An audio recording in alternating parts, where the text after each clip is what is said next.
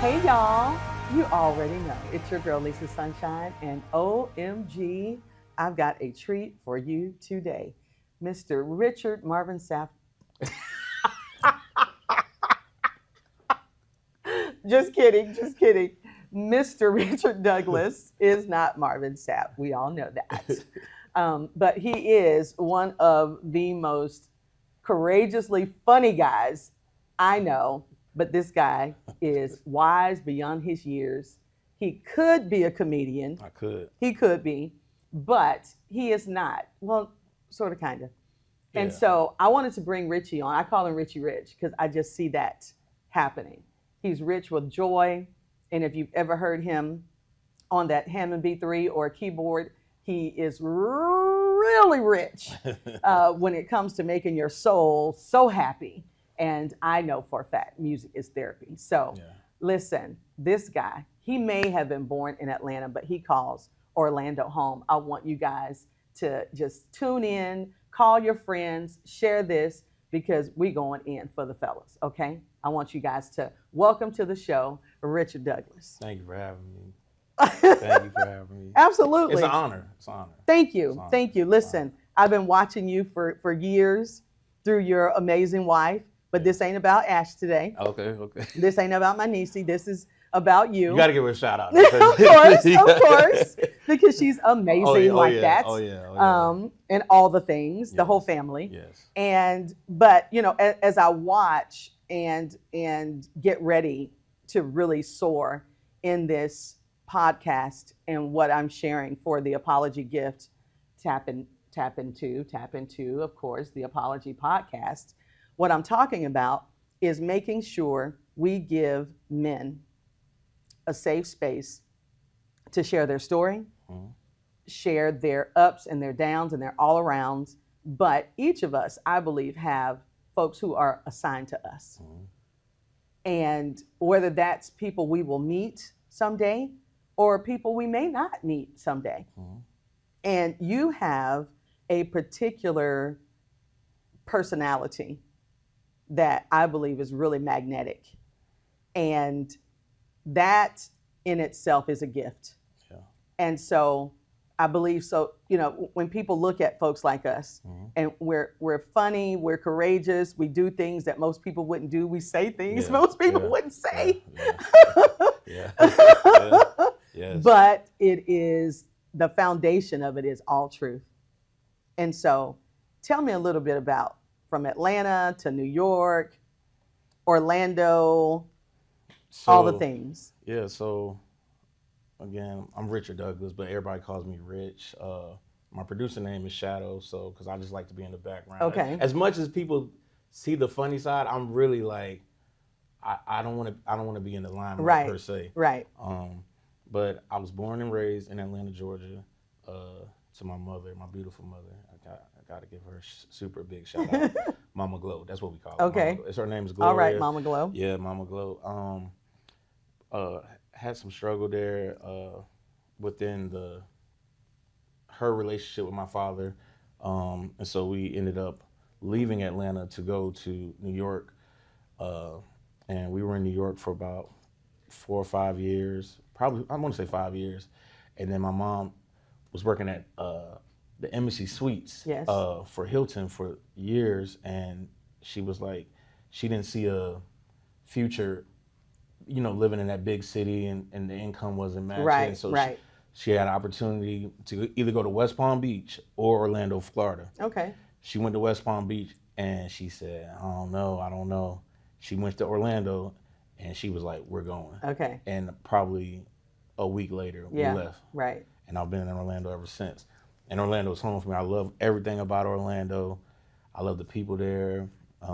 We could work on the food though. Okay. Orlando, to me, Orlando's food scene is not like, okay. It's very touristy. Yes, you know, can be. Yeah, it's not, you don't really find a lot of, what's the word I'm looking for? The mom and pop shops, you know, restaurants and stuff. But I love Orlando. I just love Orlando.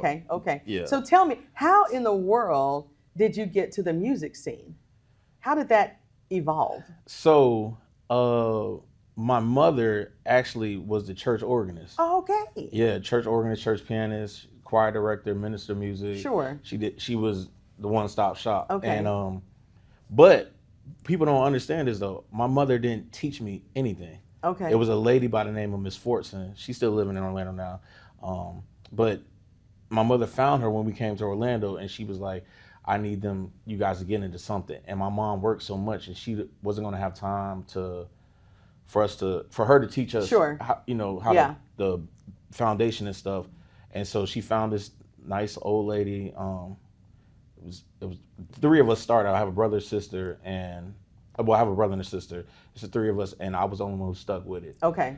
And that's the beginning of it. And she was teaching us how to read sheet music and stuff like that. And then one day, I'll never forget, I was at our old apartment when we first moved to Orlando, and Brian McKnight's song came on. I can't remember the song, but it was one of his like big hits. Yeah.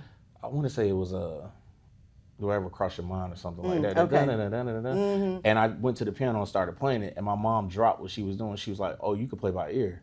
She was like, "You need to tell God thank you right now." Just like, cause you. I was like, I don't even know what that means. Yes. And so that's how I started. Yeah. Yeah. Oh, I love that. I love that. So did you ever get any formal training outside of Miss Fortson? No. So how long was she your music teacher? 6 years probably. Okay, that's some good training. Yeah, but I'm gonna tell you how crazy it got though. So my ear started becoming more dominant. The gifting. Yeah, the gifting. Yes. So that's a good. Yeah, the gifting started getting dominant, and so I would be in a piano class with Miss Fortson, and she would play it first, and she's reading the sheet music, and I would just listen and watch. Yes. And then that's how. Yes, that photographic memory. Yeah, yes. Exactly. Yeah, yeah. Like I always try to equate it to Drumline with Nick Cannon. Yes. Yes. He couldn't read the music, but right. He could hear it. So that's how. The giftings. Yeah, the giftings. Wow, yeah. Wow. So how did you get to a point where you were saying, okay, this can be a career? Like, was that your first job? Or? Yeah, I mean, actually, it was my first job, but I didn't know it was. I didn't even know people got paid to play music. Okay. And so, looking back at it now, I'm like, man, I should probably got way more money than that. But well, sure. Yeah. But it was never about the money for me. It was right. always just about, I just love music, and I started playing the piano more. Then my mom was like, I'm gonna direct the choir today, so you're gonna have to play by yourself. And I was like, wait, what? And so I did it. And then I remember the church we were at the time, where she was the minister of music at. The pastor walked up to me after church and was like, "Yeah, here's your paycheck." And I was like, "What? I didn't know." Right. So, but yeah, that's pretty much how it started. So the business of being a musician in church. Oh, he's shaking his head already, y'all. Oh my gosh. It's about to be good. It's about to be real good. Okay. So, and so how do you go about placing your amount, on a thing? Because I know I've seen it, unless a musician is just, that's all they have and that's all that's going for them at the time, they'll say, okay, I'll work with you, what have you. I'm not going to say I won't do it, if you can't, take care of this. But if you have a large church and they've got, 4 events going on, in that week, or maybe 2 events going on in that week outside of a Sunday service. Yeah. And then you have to have rehearsals and, and things like that. How do you come up with your pricing, So that's a good question. And the honest answer for me, because I can't speak for anybody else, for me, I never went into a situation and ever asked like what the amount really was. Like, right. I was just like, okay, what do you have to work with? Yeah, what's your budget? Yeah, what's your budget? Because for one, I don't want to limit myself either. Yes. But at the same time, I mean, I never really had to do that. It was, well, let me start here. When my mother was at the minister of music at the church that I'm at now, which is St. Mark AME Church, the best church in Orlando, Florida, 1968 Bruton Boulevard. Pastor Terrence Gray is the senior pastor, and Jeremiah Moore is our minister of music. Okay. You should come out. Quick commercial. Okay. So, but my mother was the minister of music before Jeremiah became the minister of music, and she told me what they could pay at the time. And at that time, my mother wanted me to come back with her to work with her. Okay. And so, of course, I just grew with the church. I only asked for a raise one time. Yes. My entire time I've been at St. Mark, and I've been at St. Mark now 15 years. Okay. Yeah. Okay.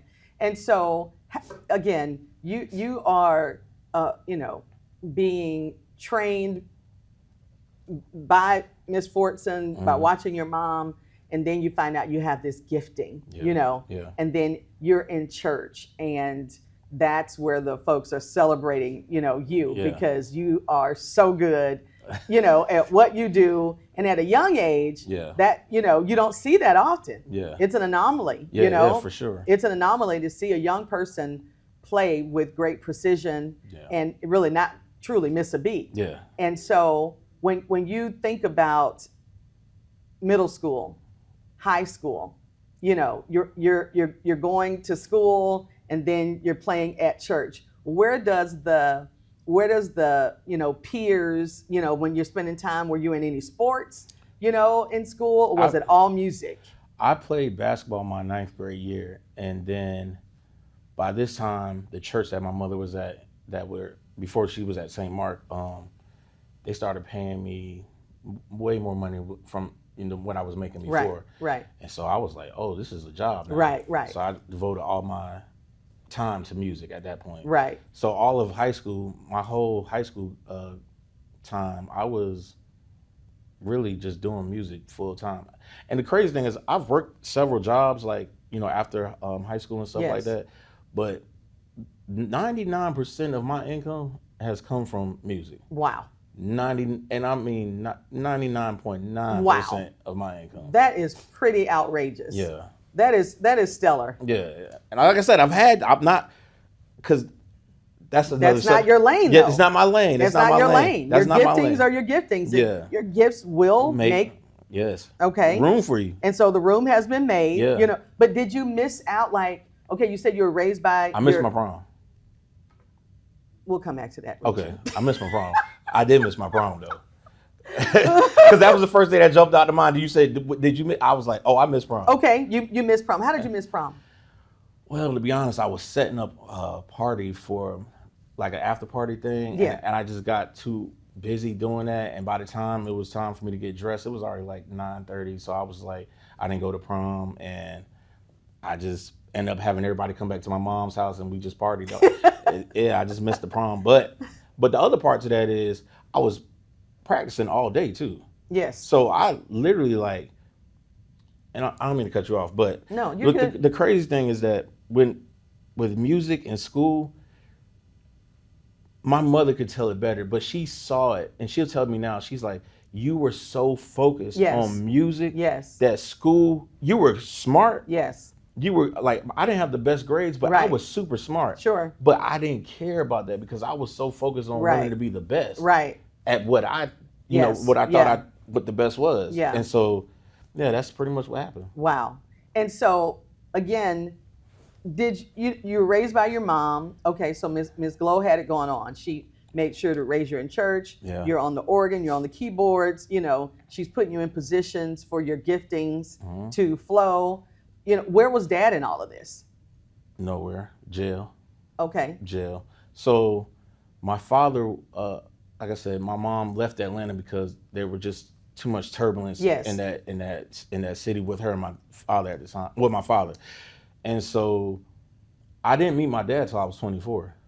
Like in person or over the phone? In person. Okay. I've talked to my dad on the phone one time before I met him. Wow. And I think at that time I might have been 16. Okay. But I knew my father was incarcerated. Okay. And so the day he got out of jail, my aunt needed to go to the hospital, and he was dealing with drugs in prison and stuff like that. So the day my aunt was like, hey, I'm about to get your dad out of jail, I think you should come meet him. I was like, oh, okay, cool. So me and my friends, I'll never forget, it was me, a guy by the name of David Adams, one of my best friends to this day. Yeah. A guy by the name Frank Bruno. We had literally drove to Atlanta to meet my dad. And the first thing, it's funny, but it's not funny. The first thing my dad said to me when I walked in the room was, go buy me a Subway sandwich. The very first thing he ever said to me, Wow. go buy me a Subway sandwich. And I was like, oh, okay. And I did it. Right. Yeah. Right. So, 24 years old, Mm-hmm. you meet your dad for the first time. First time. You're a musician from the time you are a little kid Yeah. up until this point, driven to the core, Mm-hmm. know your giftings, so much so you can't do anything but focus Yeah. on music. So were there times within that time frame where you missed his presence, where you felt like there was a part of you that was missing, and you wish that he were present and involved? To be honest, it sounds crazy. No, I didn't really feel like I missed anything because, and I can't speak for everybody, but my situation was different. My mother had so many positive male role models around me. Right. So my grandfather, he was that's who I call my That dad. was my next question. Yeah, that was dad. So Yes. my uncle was dad. Both of my Yes. uncles were dads, like Yeah. dads to me. So like I really didn't miss anything, but I would say there are some things that I know now had he had been present, Mm-hmm. the decisions I've made might have been a little different. For the positive or the negative? Both. Okay. I would say more positive because I do believe that a father needs to be present For sure. in their children's A life. healthy father. A healthy father. Yeah, exactly. A healthy father. Yeah. And my father wasn't healthy. There you go. So that's why I say I don't know. Right. I say both, but yeah. Okay. And so meeting him, you go get the sub sandwich. Yeah. He's Downtown literally Atlanta. hours out of prison, Yeah. in the hospital Yeah. because of addiction. Yeah. And you go get the sub sandwich, you bring it back. You and your besties are y'all having any type of conversation like, We were did literally your dad just say go get a sub sandwich? Not give me a hug Yeah. or son, thanks for coming to see me. He said, go get me a Subway sandwich. And at first we were kind of like, what? Because I'm like, this is my first time meeting. So I'm Yes. like, so I was like, what? And so I was like, okay, cool. And my sister was there too. And so we were joking, like we came back, gave him the sub. He wanted an ultimate sub Yeah. or whatever. So Mm-hmm. he came back and we were just literally he was asking me a lot of questions like, what do I do? Yeah. Like, are you good? Like, Yeah. how's your mom doing? Just 24 years. Sure. And you trying to sum it up in Yeah. 3 hours. Yeah. Yeah. And so, golly, so from there, do you guys get close? Do you stay connected? How are things now? We stayed connected, but my father and his sister, they were still battling their issues Okay. from growing up. Okay. So Unhealed trauma. unhealed, basically. So he stayed at my aunt's house maybe 3-4 months, Mm-hmm. and then went back to Detroit. So my father is originally from Boston, Massachusetts, and he met my mom in Atlanta. They were all working at the Marriott or something like that. Right. And so, but he met somebody else, and they ended up moving to Michigan. That's when all his stuff started happening or whatever. And so he came when he got out the hospital. He went back to Detroit. Okay. Basically. Yeah. Okay. And so, we stayed connected. Yeah. But it was, like I said, I really felt like I didn't miss anything. Right. Because I just had such a super strong support group. Right. Your village. Yeah, my village was legit. Yeah, it was super strong. Yeah. Like, Yeah. even from men in the church, like pastors, I have when I say I have like 1,000 uncles and Yes. aunties, but that's how we just grew up. Yes. So yeah. You were blessed in that. Yeah. And so you talk about grandfather being your dad and raising you. What was that like? So my grandfather, he just passed last year. Him and my grandmother, they passed 30 days apart from each other. It was crazy. But my grandfather lived to 87 years old. So I'm blessed just by that. Right. And I'm about to be 39. So almost 38 years of my life, I've known my grandfather. Mm-hmm. It was great. I mean, like I said, I didn't miss anything. He was but my grandfather was a man's, like, you know how people say a man's man? Yeah, Like, yeah, yeah. I mean, that's just, he was that, but he was very loving, Nurturing. nurturing. Uh, but he was just a strong man. Right. You know. And you talking about 30 days apart, grandma and grandpa. Like, Yeah. you know, how did you walk through that? Still walking through it. Right. Still walking Yeah. through it. You went off the scene for a little while. Yeah. Oh, yeah. I took a, yeah. Yeah. You know, I took a huge hiatus from Yeah. like the internet and all that. It's just, Yeah. it's a lot. I had a lot going on. Like, I had losing my grandparents. 30 days apart. 30 That's days apart. outrageous. You know, I was going through different, just different stuff, even in the music industry. Yes, the business the of business it all. of it. I was going through stuff at my church. I was going through stuff with my oldest son's mother. Yes. I was going through stuff. It just seems like 2024, I was like, it was the year The from crushing. hell. Yeah. And that's the best way I could put it. Sure. Yeah. I mean, it was terrible. Right. But I never really showed a lot of what I was going through. I don't know why. I just harbored a lot of stuff in. But that was last year was a tough year. And you said you held a lot of stuff in. Yeah. So if grandpa was nurturing and things weren't missing, who taught you to hold things in instead of talk about it? I don't know. That's a lot to hold in. Yeah. It was a lot. Like, That's a lot to take in and not talk about. You know what's okay? You know what's crazy to me is that me and Ashley have this conversation all the time. She says you bear everybody else's weight and you hold stuff in, and when something happens, when you lash out, it's like the blow up. The Hulk. Yeah. Like, you know, and she was like, you have to just talk to me, and I'm still learning that to this day. Right. But I just think, like, from past hurts, people promise you things, right. and, you know, people say they're going to be there for you and stuff like that. And I just learned to just harbor it all in. I deal with it how I deal with it. Right, you know? So that's basically what yeah.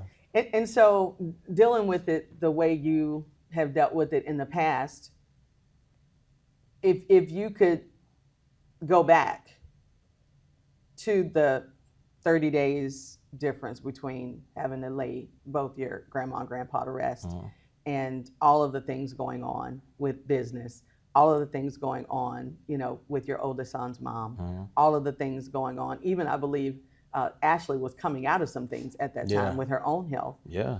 And people don't understand that's a lot. Right. Lupus is yes. It's a like because you don't know. You could wake up fine. Yes. And the next day you can't even get out the bed to go to the bathroom. Yeah. And so if you could go back, what would you do differently? If you could go back and say, you know what, I get to retrace my steps. What would you do differently so that you could receive support and you could unload all of the heaviness? Honestly, communicate. Communicate? Yeah. I mean, like I said, I've always had a huge village my whole life. But again, that, you know, sometimes you just feel like you could do it on your own. And, you know, even the Bible says, lean not to your own understanding. And I just feel like communication, talking, that really, if I could do anything, that's what I would do. Right. Communicate. And so, and that's a concern for me, but that's your reality. Yeah. Your reality is you had a tribe. Yeah. That you didn't go to. Yeah. And so I know I'm a tribe for a lot of people. Mm-hmm. And so what I say to them is, how dare you tell me you're good? I know you're not. Yeah. Yeah. I know you're not. Yeah. But I cannot force you to be in this space where I know for a fact I'm safe. Yeah. You know I'm safe. Mm-hmm. So what is it? I want to get down in there, you know? Yeah. Because men, for whatever reason, feel just like you. Yeah. You've got this tribe. You gloat on, on and about your village of safe men. Yeah. But if they all think like you, or even if the majority think like you, what in the world are we dealing with here? What can help that change? For men to say, I'm not okay. I'm not going to be the hero today. I'm not going to be the leaning post today. I need a leaning post. Is that a weakness thing where, if you feel like I'm being vulnerable, then that's too much? Yeah. Oh, I think during that time when I was going through what I was going through, I think it could have been, I want to say probably fear just of, from my grandfather or my uncles.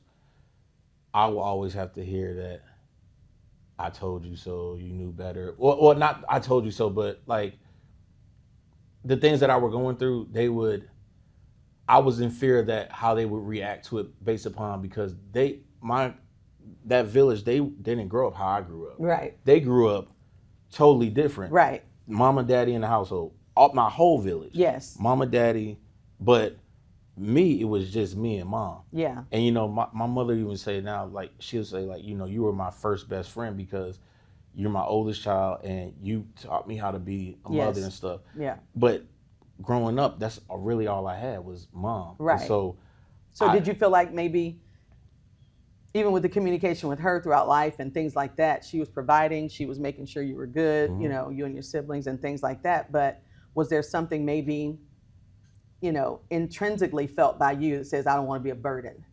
All the time. Yeah. Yeah. I don't want to cause any more issues. Yeah. I like how you said that, because I saw everything my mom went through. Right.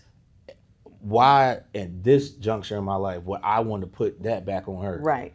And then because I could say I've seen people do that, and then the parent is like, I didn't do it right. Yeah, I messed up. Yeah. Somewhere along the line we didn't connect. Right. And so I didn't want to do it. But like you said, you would know when something is wrong. Oh yeah.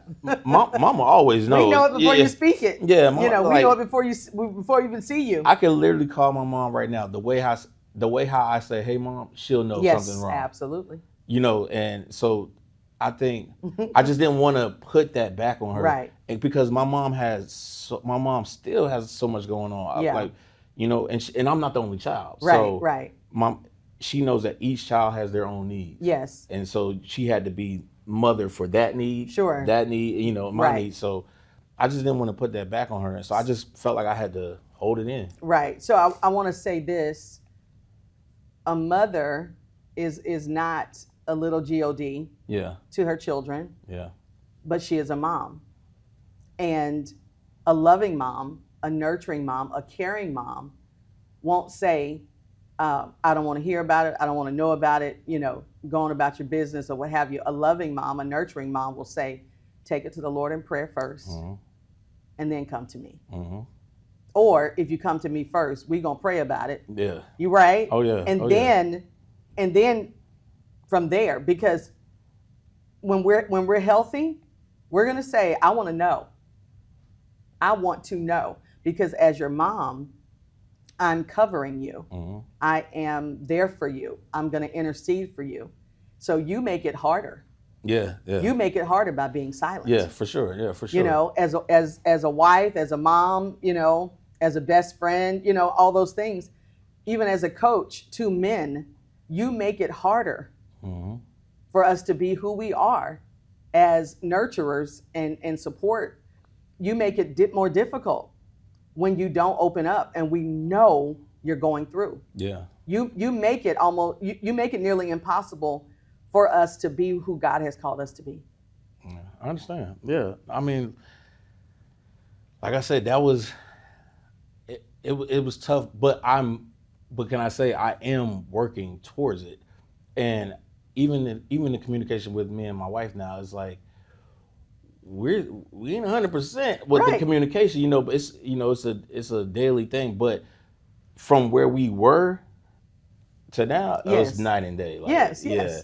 And that growth has to be there. Yeah, for you know what I sure. mean? Yeah, for If- sure. If you're going to if you're going to mirror anything you gain from your mom, yeah, you know what I Yeah. mean? And knowing that you're you're the oldest, Mhm. that helps as well. That's just, to me, I just haven't seen the oldest sibling just wild out all over the place. You know what I'm saying? Normally it's the second one yeah. or the youngest. Yeah, for sure. You know? Love you. Yeah.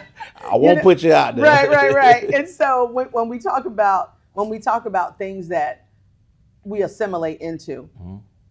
you know, culturally, you can just come into a family where the oldest, okay, you're gonna take care of this sibling, you're gonna take it, you know, or Yeah. you're gonna help with the bills, or Yeah. you know, things of that nature. And because we have to unlearn, Mhm.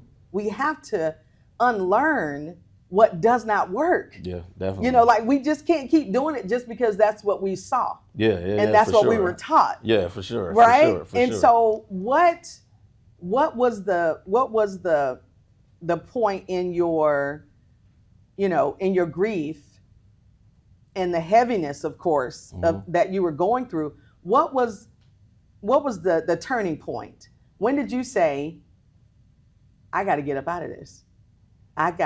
You know, some things got to change. Some things have to shift. What was happening in your heart, in your mind, in your soul, in your spirit when you were like, okay, I've got to hit a turning point. Something's got to change. I really want to say, well, one of the things, it was my kids. Yes.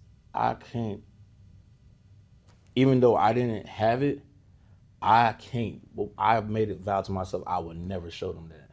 So, meaning I wouldn't show, like, my kids know daddy is present. Yes. You know, so even though, like I said, my oldest son lives in Orlando with his mom, but he knows, like, daddy's Right. present. Right. And I think my wife tells me all the time, she's like, you know, live for your kids. Like, live, you know, you're living for us, but she's like, you got to live for these boys because they look at everything you do. For sure. And I honestly, and as crazy as that sounds, I never really knew that because, again, I didn't see it. Sure. So I'm like, man, what do you mean? I'm paying all the bills and da da da. Right. Like, no, it's not that. Right. It's everything you do. Mm-hmm. Your mannerisms. Yes. What you do in the house, outside the house. Even the words you don't speak. Exactly, the words you don't speak. Mm-hmm. They literally look at everything you do.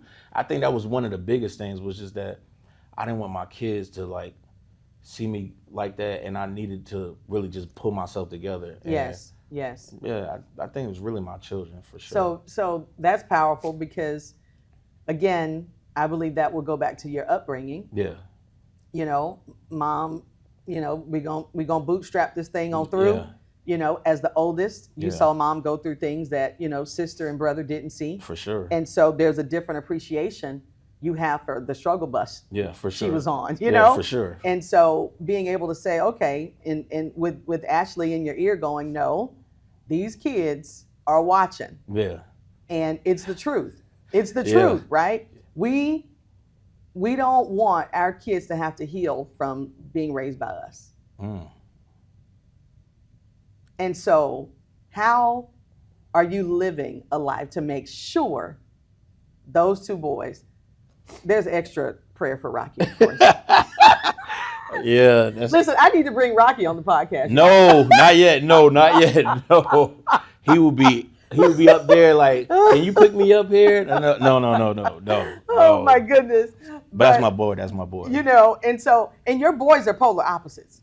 Totally. And so Totally. And so how do you make sure now that they may have to talk to somebody? You know what I'm saying? Yeah. They may have to go and sit and have their own therapy For sessions sure. or whatever. For sure. But it won't be a whole long time. You know For what I'm sure, saying? for sure. They're not going to see what can I say? Intentional trauma created by you and Ashley. Right. You know what I mean? Right.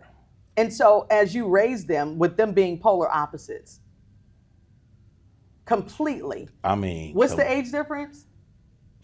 4 years, 5 years? 5 years. 5 years. 5 years. That's a big difference. Yeah. So you got the age difference, and the oldest boy is quiet as a mouse. Quiet. And but he could turn up too though. But for majority of the time, he's the most calm, Yes. cool, collective kid. yes, You won't see him in any trouble. right, right. But that Rocky. But that Rocky. And so, how do you, as a dad now, you've come through grief, you've come through, meeting your dad at 24. We didn't finish that, as far as how things are going now. How does that influence? First of all, how are things going now? Real quick on that, because with the kids. no, with your dad. Oh, my dad's deceased. So Okay. he died. I want to say 4 years after we had met. I ended up seeing him 2 more times before he passed. Okay. I went to Michigan or Detroit to see him, and it was cool. I'll say this: it's funny, but it's not funny. The first time my dad ever gave me anything for my 25th birthday, he sent me a check in the mail, and my mom was like, "You got a check in the mail from your dad?" I was like, "What?" So I was like, he never, Right. no child support, never Right. helped anything. Right. And I called him. I said, "Hey man, well, thank you. You didn't have to do that." He was like, "No, I had to." He said, "I missed your whole life." Right. And even though it wasn't a lot of money, but it was the fact that he did it. I appreciate that from him or whatever. But yeah, I mean, what was the question again? I'm sorry. You're being purposeful and intentional about the life you're living with your 2 boys, as you are in a blended family. Yeah. And, and so Rocky being the youngest, but the largest personality, and then the 5-year age difference as a musician, going from week to week, project to project, things of that nature. How do you intentionally make sure they know who you are and they know beyond anything that you absolutely love them? I've learned to turn the career off. I've learned to turn the church off. When I'm making music, producing music, at a certain time I stop. With the church, when I leave church, it's all about the boys and my wife, and I just had to turn the personality off and just be dad. Right. That's basically just turn it. Some safe boundaries. Yeah. Those safe And I had boundaries. to learn that. I had to learn that early on, because with Ashley,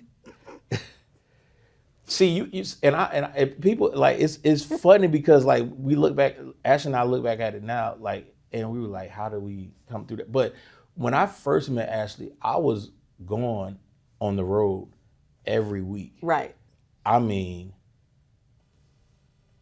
between my pastor, between me producing for people, Right. my pastor travels the country. Yes. I was going literally every week. And now the crazy is, I told Ashley before we had started dating, I said, now look, I'm kind of busy, but I will always make time for you. But it might not be the norm, because you got to think, her dad went to work. Right. And came home. Right. Her dad went to church, came home. Right. Me, I go to work, I have to go somewhere else. Right. So it wasn't normal for her at first. Right. But I just think I just had to turn that other side of me off. When I'm doing that, I'm doing that. They know, don't bother daddy right now. Right. Like they know, like, daddy's at work. Okay, cool. Mommy got everything. But when I get home, I'm dad. Right. Like, and present. Yeah, I'm very present. And the crazy thing about it is that, again, not having that. Yes. It's like, where do I pull that from? Again, I go back to that village. The village. Yeah, my granddad was we didn't talk about this, but my grandfather and grandma, they were divorced. Maybe, I think they got divorced when I was like 2 or 3. Okay. So, but my grandfather, from the time I was born, he never missed a beat with any of his children. He never missed a beat with his grandchildren. Wow. Like he was just, so again, I think that's where I pull from. Yes. Because always making sure that to be present. And you have to learn how to be present when you have money. Right. And when you don't have money. That's right. Because a lot of times, it's not about that. Right. It's really not about that. Because you have, trust me, there have been times where you know, especially in my younger years, I was a bad manager of Sure. money. So I thought, you know, as long as I was giving the money Right. to the mom Yeah. or whoever, Yeah. everything was good. Right. But I was missing. They were like, nah, the money, that's just one part. Right. Your presence. Your presence got to be more important Right. than anything. And your presence is more than physical. For sure. You know, being present but not available, that's a whole nother world. For sure. And what I see anymore is men who are saying, you know, I'm doing more than my dad did. Yeah. You know, not only am I taking care of them, you know, financially, I'm helping with daycare, or I'm helping with bills, you know, whatever. I'm consistently, you know, present. They feel their presence is enough. Yeah. But the connection, the eye to eye contact, Yeah. the discipline, the nurturing, you know, the bath time, the story time, the prayer time, you know, cooking meals together, you know what I'm saying? Cleaning up together, Yeah. you know, things like that. And so when we get to a point where we're saying, I'm going to do it differently, even though I wasn't shown, Yeah. you know, Yeah. how do you feel about leaning into to something you've never known? You know, it feels strange. It's very strange. You know? It's very strange. Yeah. It's super strange. But I think even with, and I'm gonna say this too, when Ashley got sick, it changed my whole Oh, I bet. mindset, I bet. because now she's limited to, you know, I don't put her business out there. I mean, she says it all the time, but there's some days Ashley can't even, she wants to pick up Rocky and she can't. Right. So I was like, oh, hold up, I gotta switch all some this up. adjustments. Yeah. I don't complain, I adjust. Right. So I had to figure things out while taking care of her and making sure that I was still there for the boys Right. too. You know, because that's my wife too. You know, Right, so I had to just adjust. Now, can you imagine her suffering in silence and not telling you? I can't imagine, but I live it.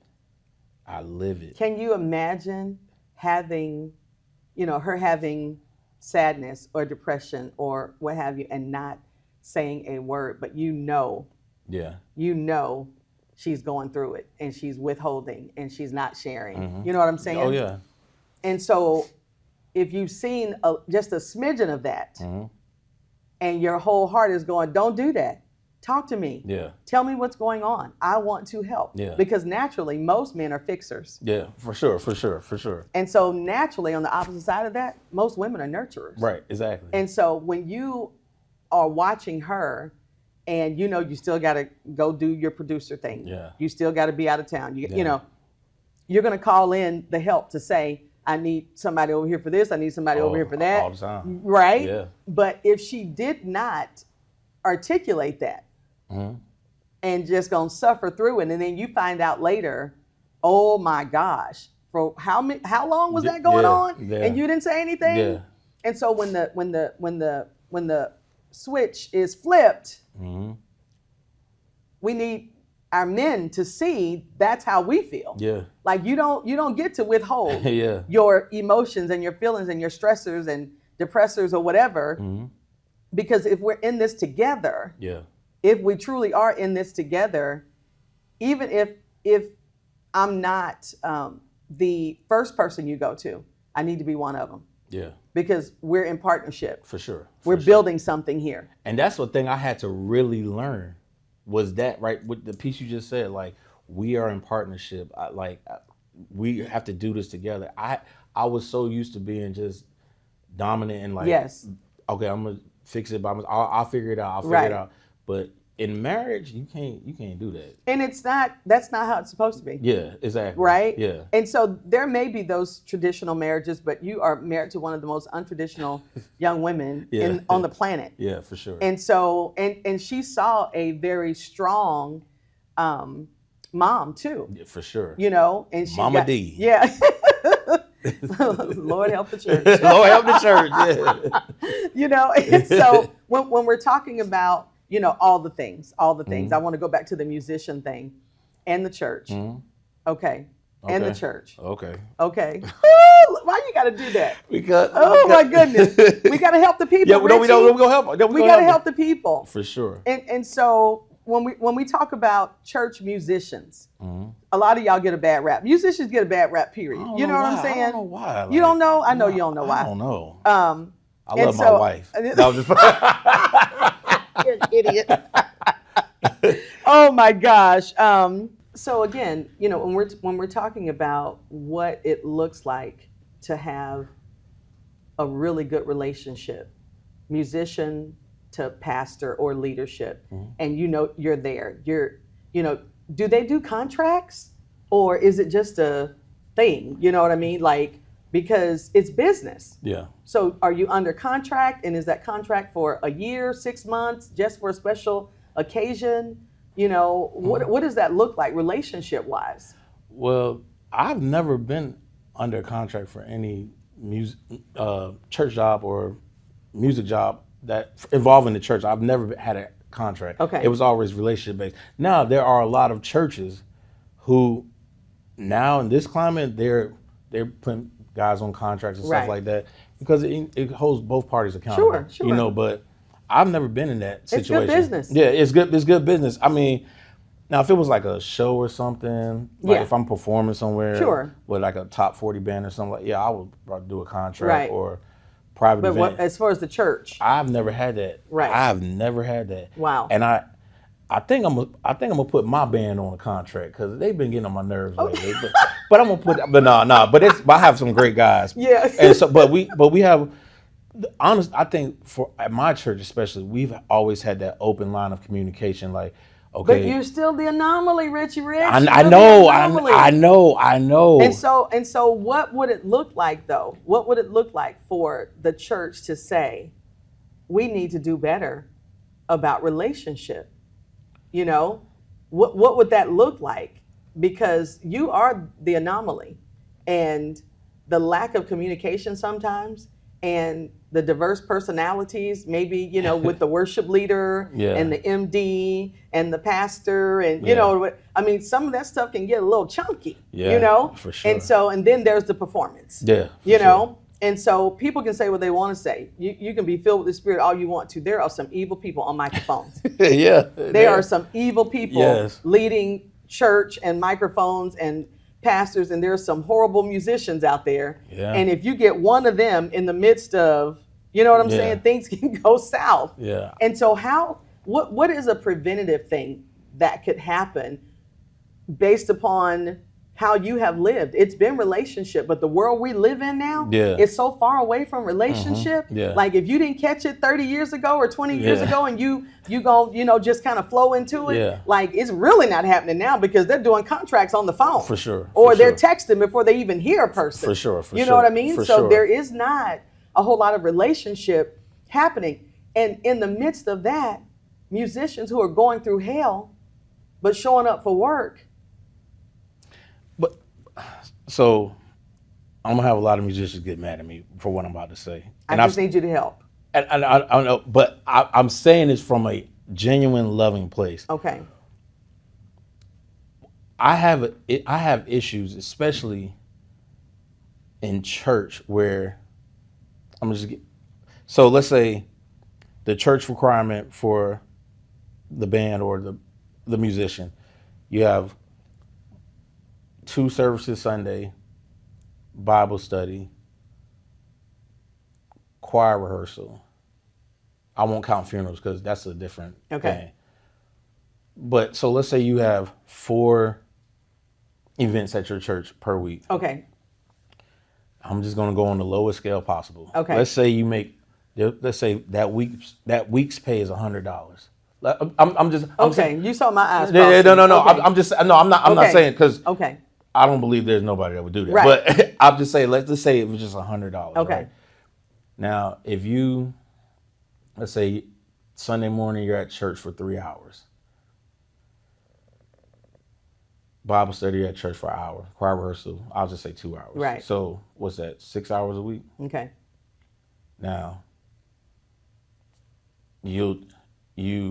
my issue with musicians are you would get the $100, right? For your 6 hours a week or whatever. But then turn around and go play in the club set up, bring your own equipment, set up, rehearse. Let's say you put in 10 hours for $100. The math Ain't that? The math ain't math. That's what they say, right? The math is, Yeah. So it's like, and I'm not saying that's for every situation. Of course not. But I know guys right now that make $500 a week to go to church for 2 hours. Like I said, I'm pretty sure I'm gonna get in trouble for this, but Yeah. I don't care. There's guys that make $500 a week that go to work for 3 hours a week at the church, right? But you'll go to the club or the bar, Right. and play for 7 hours, or not 7 hours, but your total time there for 7 hours for $125. Doesn't make sense to me. Right. Right. So how do you, but then you say, I need more from the church, Right. but you won't tell the club owner you Okay. need more money. That's fair. That's fair. But I also, yeah. the other side to that is for those churches that do require more Right. from musicians, I believe because I see both sides of it. I'm on the administration side and I'm on the musician Right. side. Right. If a church hires you, both parties need to be upfront. You have to ask. You need to lay down what your expectation is. Yeah. And Not what, just sit there and take the money. Yeah, because what happens a lot. I'm glad you, Lord Jesus. Yeah. Because a lot of musicians will take the money. Right. They'll but take not the communicate. $500. Yeah. And it's good for a month. But then let's say they have a funeral. That's why I didn't want to go to the funeral. But let's say you have a funeral and they say, hey, we didn't have Bible study. We didn't have Bible study for a month. We just had this one funeral in and out an hour. Now you're asking for more money. Right. Don't make sense to me. Right. Right. So be fair Be fair. and understand what it looks like to communicate. For sure. And so there's a lack of communication on both sides. We're going to have a part 2 with Richie Rich, y'all, because we want to get down into this. But for the sake of time, of course, that particular piece, I hope y'all hear that. The musicians, the leadership of the church communicate fairly, not just using people and not just for the moment. For sure. And so I want to end with 2 questions, and you can take this real quickly or not. Okay. Have you ever had a breaking point you didn't think you would recover from? Yes. What was that? I thought I was going to lose my wife. My God. I thought I was going to lose my wife. Mm-hmm. That was, yeah, I thought I was going to lose my wife. Everything changed after that. Yeah, for sure. For sure. Everything. And again, men could be so hard. I'm like, oh, I don't care, man. Let me tell you something.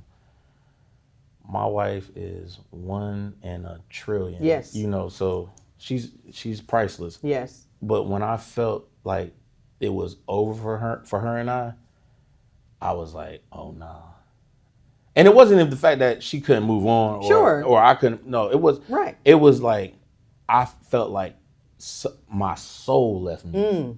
Yeah. So yeah. Yeah. So how did you recover from that? What changed in you? A lot.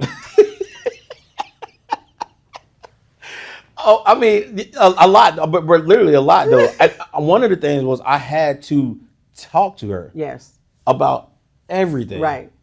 And I think you can't move forward in any relationship if you don't have that open, honest line of communication. Thank you for putting the honest in there. Yeah, you have to have an open. Because sitting down and having great conversation and then 2 days later you're still doing the same thing. For sure. That's not fair. For sure.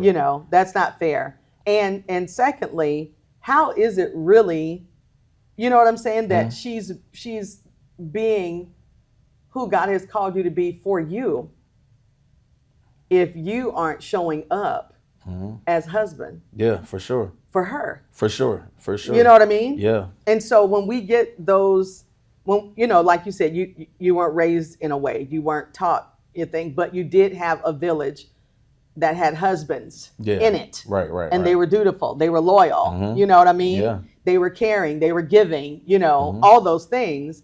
And so ascribing to be a husband after the marriage. Yeah, for sure. You know what I'm saying? Yeah. That's called a wake-up call.